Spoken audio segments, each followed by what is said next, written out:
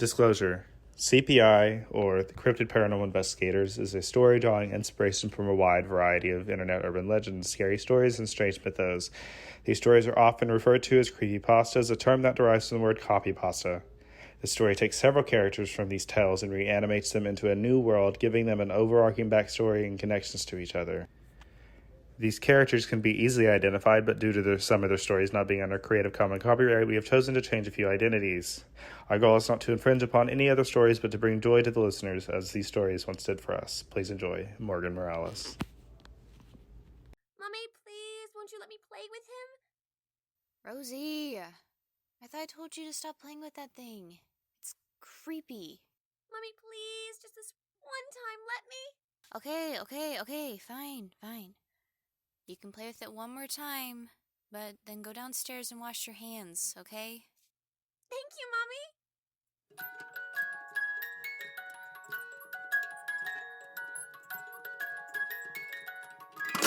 Why does it look like that?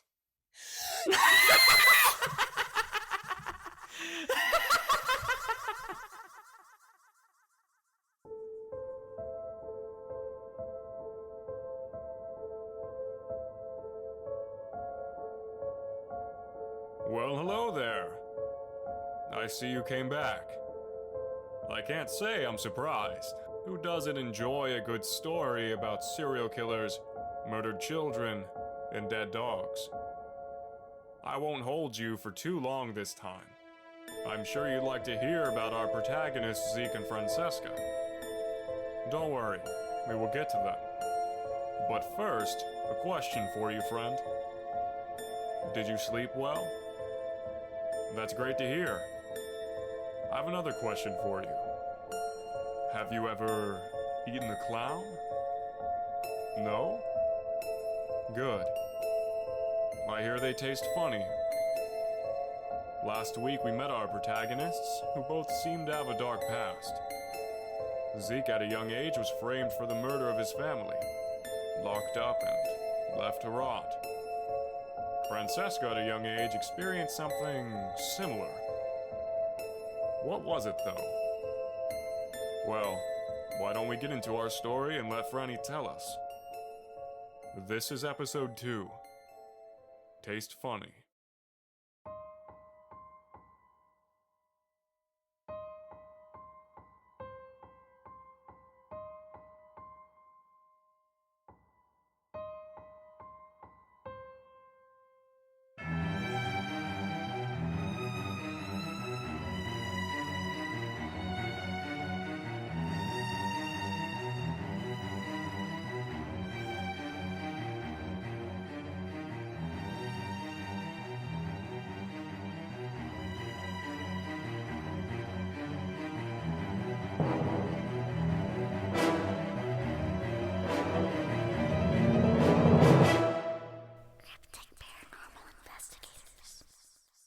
I was only 11 at the time when it happened. The scene is set. The woods were dark and ghoulish. Laughter could be heard throughout the trees. I was running from what I just witnessed. Well, are you going to tell me what you saw?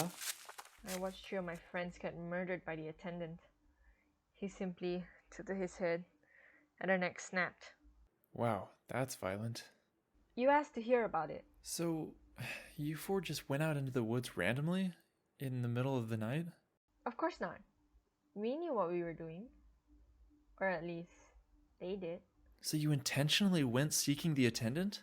Like I said, they knew what they were doing.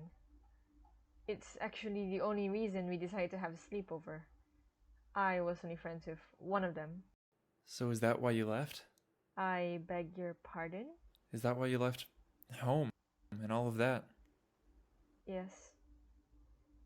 It was hard growing up the rest of my life in that town. Being called a murderer and every other forsaken name in the book. My own father thought I was a monster. I got over it eventually, and now here I am, driving down the highway on 3 hours of sleep, on the run from the authorities. With me? Yes, Zeke, with you. Zeke and Franny had stopped only a few times. once to get clothes for Zeke, which was a hassle. Zeke had the urge to talk to everyone he saw. Another time they stopped for amenities, such as food, gas, and restroom breaks. Don't you think it's funny that we met? Like, what are the odds? I like to say it was divine intervention. Did you choose to work all the way in Maine? Of course not. There's an opening though, so I applied, and I've never seen the East Coast before. I thought, why not? And I came. Did you know I was there? No? What makes you ask that? That place was a big deal after I was put there. Did you ever see me on TV? I couldn't watch much television as a kid. My parents claim it rotted in your brain. Are you kidding? I watch TV all the time and look at me. I'm the smartest person I know. Zeke gave Franny a big smile, and she gave an awkward grin back. The two continued on down the road, enjoying the view of the state of New York. I always begged my parents to take me and my siblings to New York City, but that never got to happen.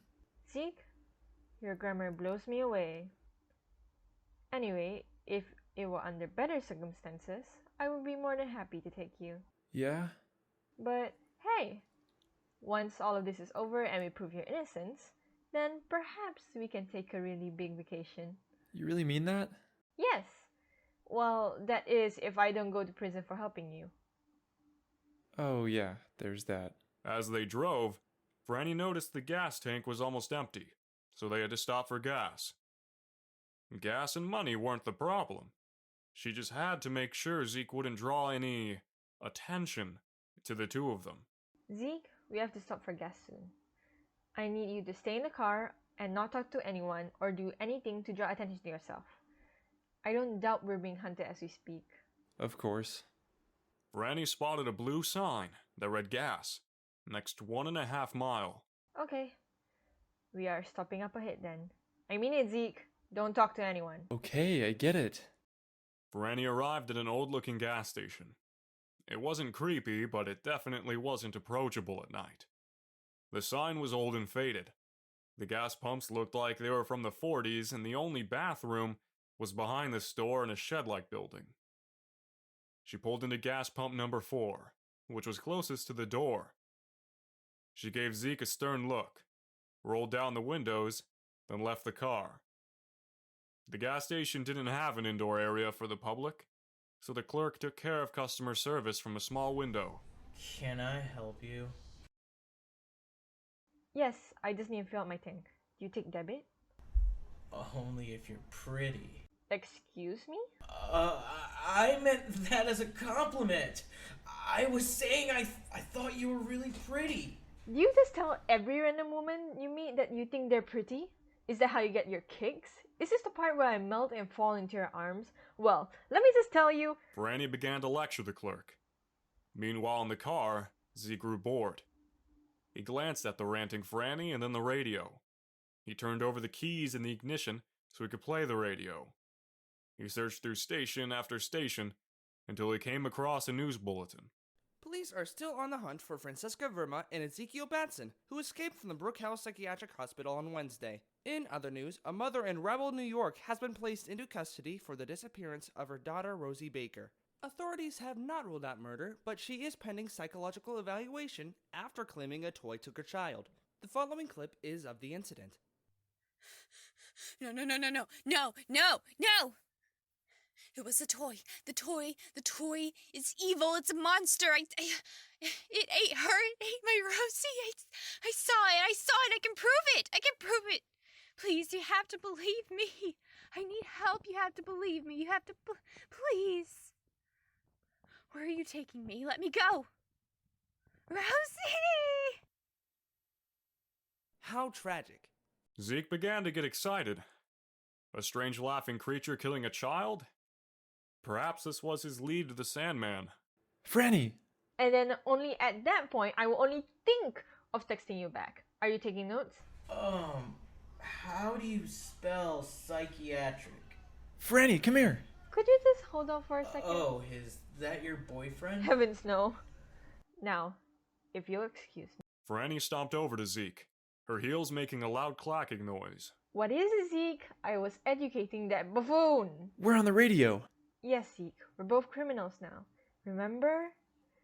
Is that why you called me over here? No, I also heard that somewhere called Rowell there was a little girl that was killed by some strange laughing creature. Oh my god, Zeke. This could be big. Do you think it's him? I don't know, but if it's not, then that puts us behind on our trip back to my home. Zeke, do you really think you're gonna find him in your hometown?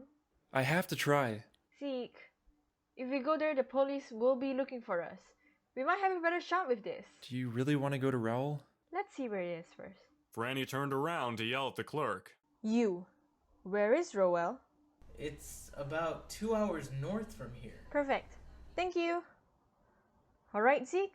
I guess that's where we're going. Franny ran back to the clerk to grab her card, and then to her car.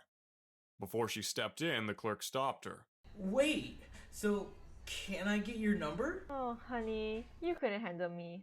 I'm a criminal. Oh, okay then. I guess I'll see you around? Not likely. Franny got in the car, buckled her seat, and started the engine. She paused for a moment, as if she had forgotten something. Zeke, Yes, Franny?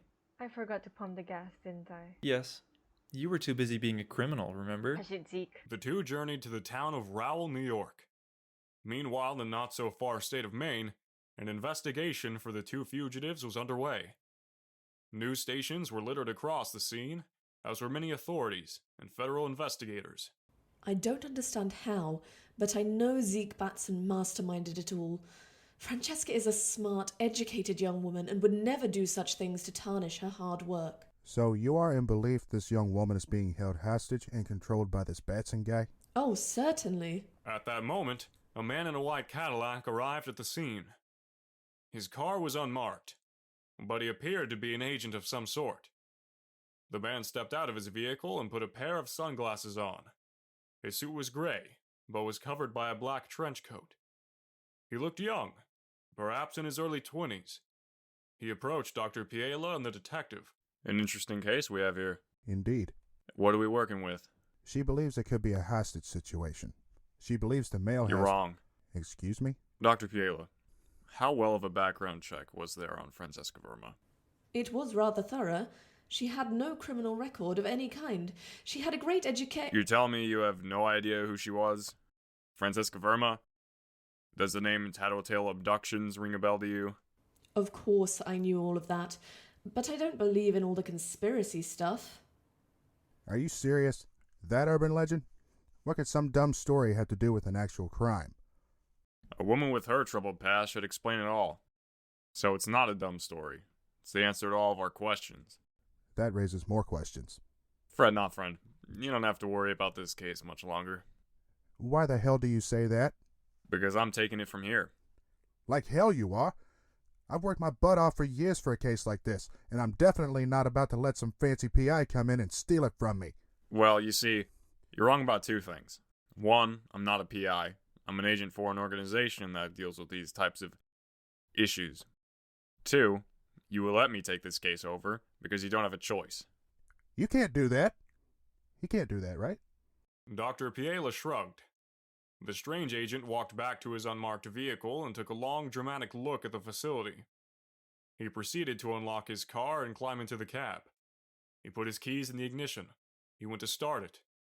He was startled by someone opening the passenger door. It was the detective. First things first. If you're going to steal this from me, then I'm coming with. Second thing, my name is Detective Swanson. You will not address me by anything else. Is that clear? That's not how this works. Well, it's like you said before. You don't have a choice. So, your name? Agent Tronora. Good. Introduction's out of the way. Now, let's catch us a criminal. We interrupt this program to bring you a word from our sponsor.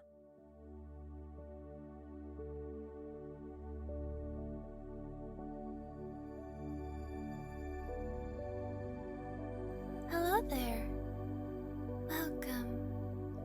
No matter where you are, whether it's the car, at work, or at home, I'd like you to partake in this calming exercise with me.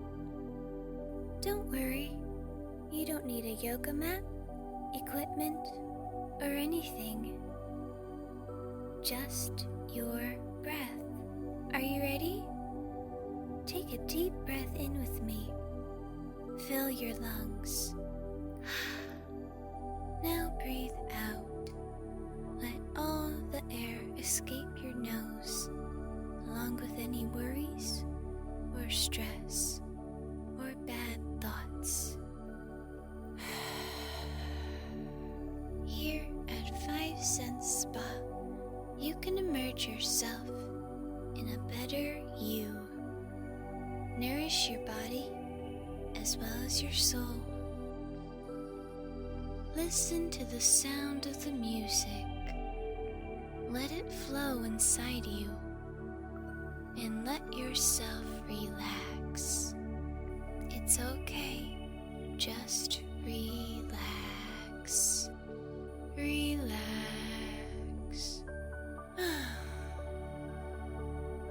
That's better, isn't it? Wasn't that just wonderful?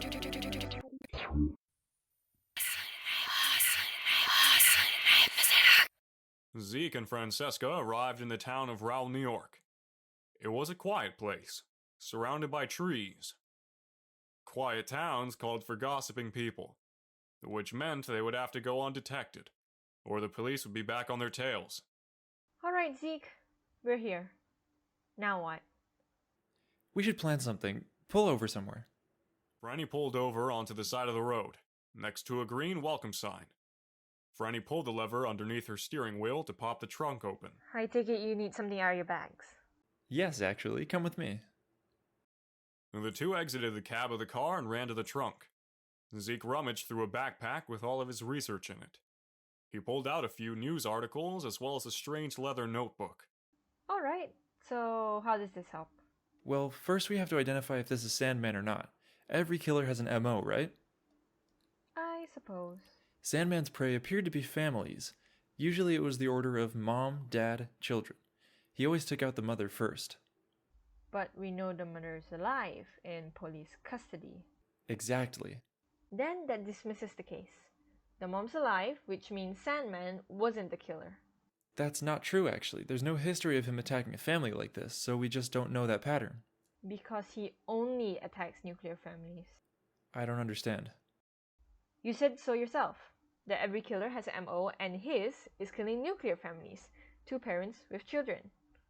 Is it going to kill us to at least look into it? It actually might. I say we pack up and keep heading north. We can get into Canada with some souvenirs I obtained before the breakout. Franny, please. If anything, this could at least give us a clue to track him down. Zeke looked at Franny with sad, sorrowful eyes. Fine. But if I die, I'm hunting you. And so the planning began. First, we need to talk to the mother. She's in police custody. How do you suppose we do that? Simple. We walk through the door and tell them you're there to give her an evaluation thingy. Zeke, we are wanted criminals right now. We can't pull something like that off.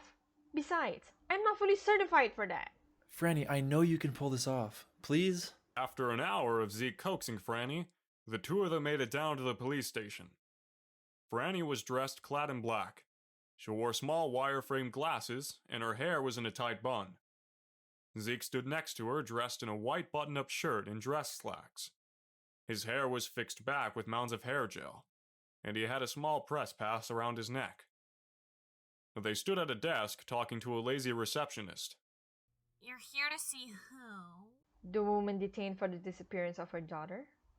And you are? Ritu Verma. And this is my journalist, Zach Batson. I'm here to do a full psychological evaluation for the court. Right.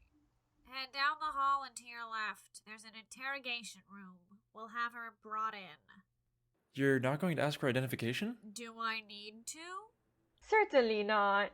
Franny glared at Zeke. Right this way, then. The receptionist hit the button on the door to release the lock.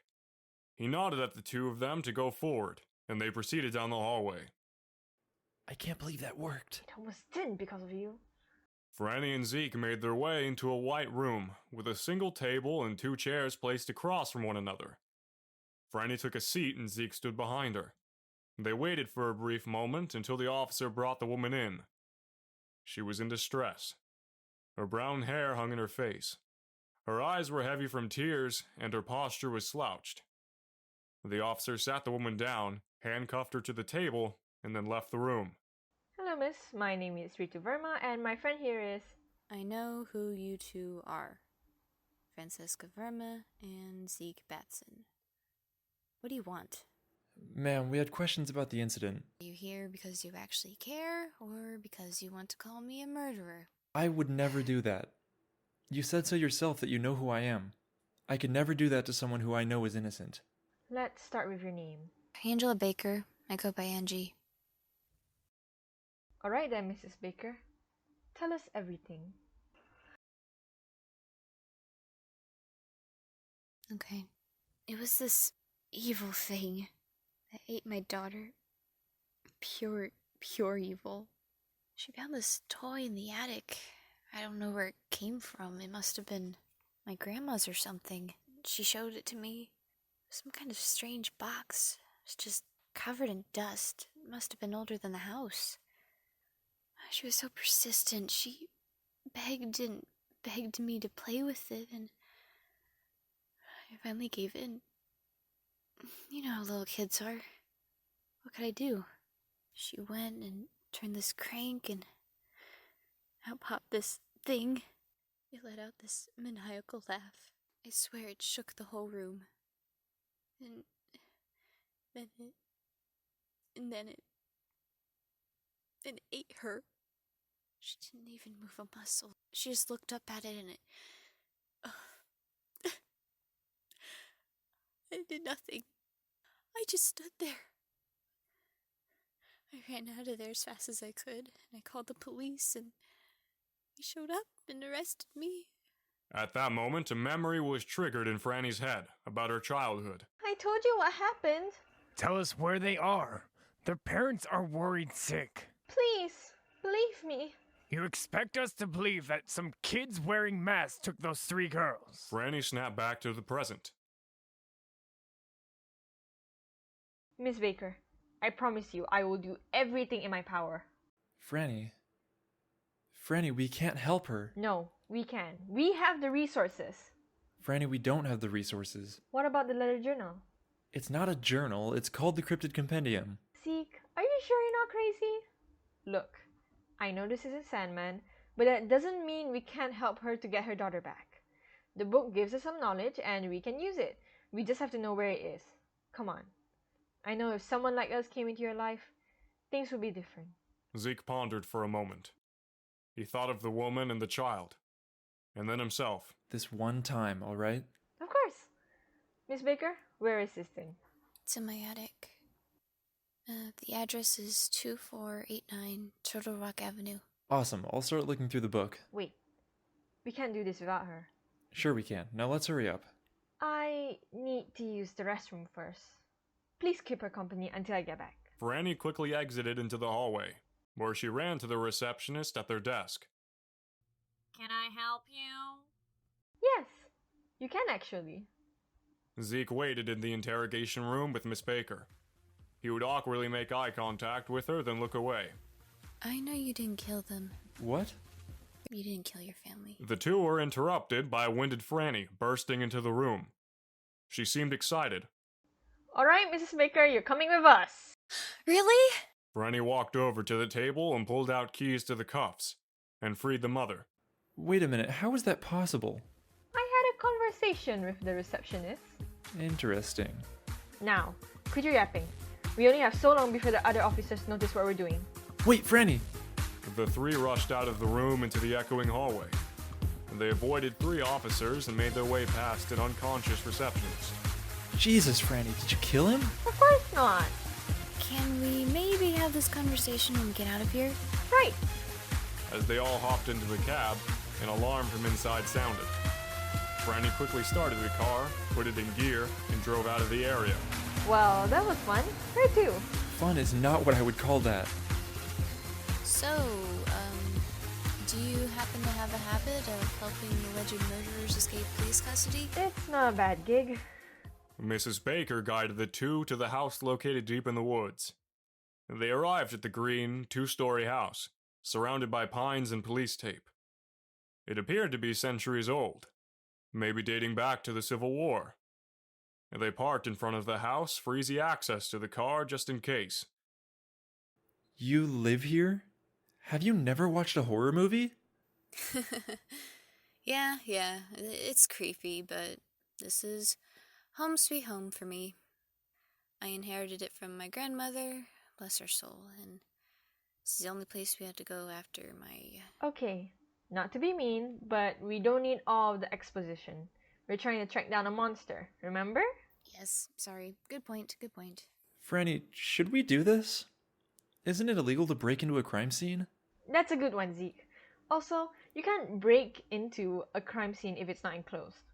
Anyway, have you figured out what we're dealing with yet? I think so. It took me a while, but I narrowed it down to a sinister creature named Jack.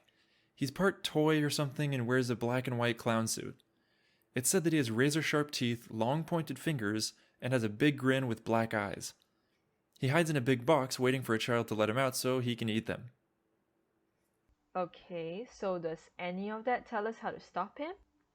Not the part I read, but... Then stop with the unnecessary description and figure out how to kill this thing or something. Or something? That's a figure of speech. Sorry. The book here says that only a cryptid can hurt a cryptid. Cryptid? It's what he calls the monsters. So, what do we do if only a cryptid can hurt it?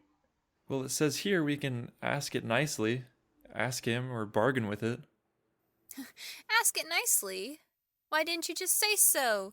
Excuse me, Mr. Big Monster. Will you please give me back my daughter? You know, the one you kind of swallowed whole. Pretty please with sugar on top. Jesus Christ. You know, I don't know why I didn't think of that.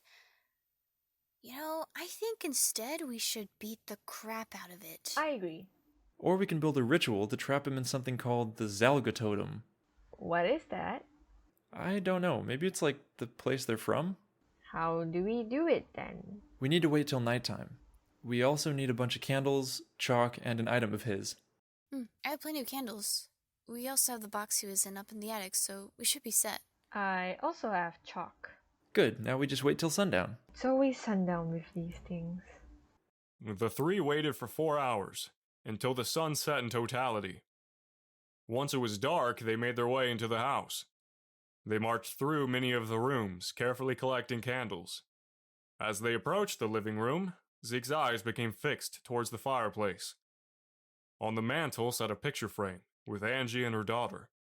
It's her. It's my little girl. She's very beautiful, Angie. We're going to do everything we can to get her back. They continued collecting the candles. They went through the kitchen and dining room until they found a dark staircase. They glanced at each other for reassurance, and slowly walked the stairs and down a green hallway, where they found the door to the attic. They pulled on a string hanging from the ceiling, and the ladder came flying down. One at a time, they marched up into the attic, lit only by moonlight through a window. This is creepy. Why are you whispering? Sorry. Hey, should we set the candles? Probably. They stepped carefully around the attic. Zeke pulled out a lighter and lit all the candles. He handed Franny the book to photo reference what the circle looked like. She placed the book on the floor and began dragging the chalk on the wood floor. As she drew out this misshapen star-like symbol, the back of her right hand began to glow. She screamed in pain for a moment. Franny, are you okay? Yes, Zeke, I'm fine. What the hell happened to your hand? Maybe it's a side effect of drawing the circle. Look at it. It's the same symbol right there. Yeah, probably that. Alright. All we need is the box. Franny pulled out her phone and turned on the flashlight. She looked around the dark corners of the attic until she came across a large black metal box. I think I found it. Okay, well, go grab it. I'm not doing that. You do it, Mr. Cryptid Hunter. Franny shines her light on a large metal box, with faded black paint and a very large crank. Franny inched towards it slowly, in fear of waking it. As she inched closer, Zeke noticed a wooden bat to his left. He grabbed it in case of the need for self-defense. She hesitantly grabbed the box and lifted it off the ground. To her surprise, it was very light. Guys, I don't think he's in there anymore. What makes you think that? This box was too heavy to move before. So, he's not here anymore, He's Or... loose in the house. Zeke, what exactly is the plan? Well, we were going to let him out, and plan B was to beat him with this baseball bat. Zeke, you didn't even know that was up there. Are you saying you never had a backup plan? The book said... I don't care what the book said! Come on, how was I supposed to know he would be gone? I'm really gonna die next to an idiot. Sinister laughter rumbled throughout the house. The wick of the candles blew out, and a cold chill blew through the house. Oh, God. He's in the house somewhere. Suddenly, through the halls, they heard a child. Yes, Rosie. Rosie! Hang on! I'm Wait, coming! Angie! Angie stood up. They ran down the ladder towards the sound of her daughter. Franny and Zeke glanced at each other and ran after her. They followed her all the way down into the living room, where they got their first glimpse of the monster. Towering over them at 8 feet tall, with razor-sharp teeth, a sinister smile, white skin, and long black curly hair, was Jack. In his right hand, he held Angie by the throat. He giggled and began to speak. It's been a while since I've dined on a whole family. That's not creepy. Shut up! Now let's see. Have you come to play with me? Put her down! Or what, bitch? You'll just have to find out. Franny slowly held up a small handgun she had stored on her left thigh. Franny? How long has that been there? What? You think I wear skirts for fun? Sometimes, Zeke, people just need to get shut the fuck up. Moving on. You think that little thing's going? Jack screamed and dropped an unconscious Angie. He then slithered towards Franny and coiled around her. Zeke! Shut up! I'm going to have fun with you. I'll braid your hair, put makeup on that ugly little face of yours. Let's get your hair out of that ugly little bun. Let her go! Okay, let me think about it.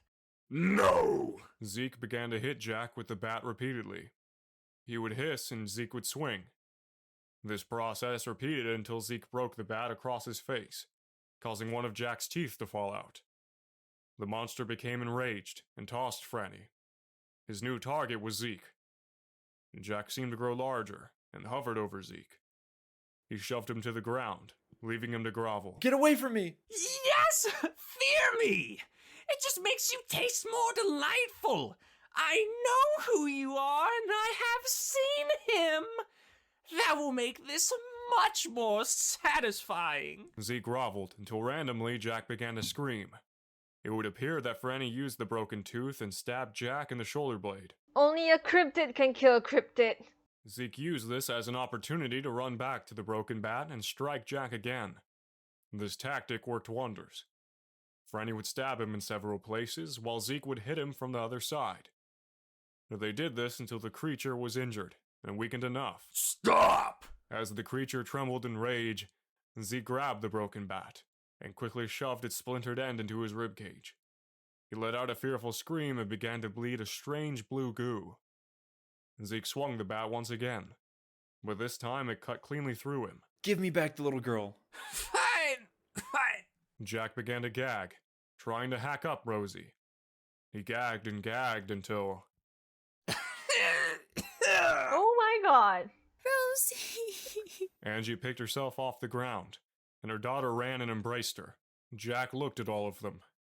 He was weakened and on the verge of death. His body began to shake, as if he were bound to explode. And then something strange happened. He burst into flames, but the flames were blue. He screamed in pain for it to stop. Meanwhile, in Zeke's back pocket, the book began to glow blue. What's happening? I don't know. He pulled out the book and opened it. A leather string with a small medallion fell out. It was glowing. It was shaped like the misshapen star from before. And the medallion began to levitate towards Jack. Then it released a blue beam and began to drag Jack into it. No, please. If you do this, you're just opening a can of worms for this world. Please! Don't! The book pulled the creature within its pages and fell to the floor like a weight. Jack's voice echoed throughout the empty house. Franny and Zeke fell to the ground to catch their breath. Let's never do that again. Wow, Franny, there's a whole chapter on him in the book now. Thank you. I really missed my mommy. Please, how can I ever repay you? Suddenly, the sounds of police sirens in the distance could be heard. You cannot rat us out to the police. We gotta go. The two jumped from the floor and ran to the front door. As they stepped onto the front porch, they could see the police lights through the trees. They jumped off the porch and ran to Franny's car. She started the ignition. Then her phone started to ring. Who is that? My mother? Are you going to answer it? No, with the police behind us. 6 squad cars arrived at the scene. 4 parked at the house and 2 began to pursue the golden Buick. Franny hung up the phone and put her foot on the gas.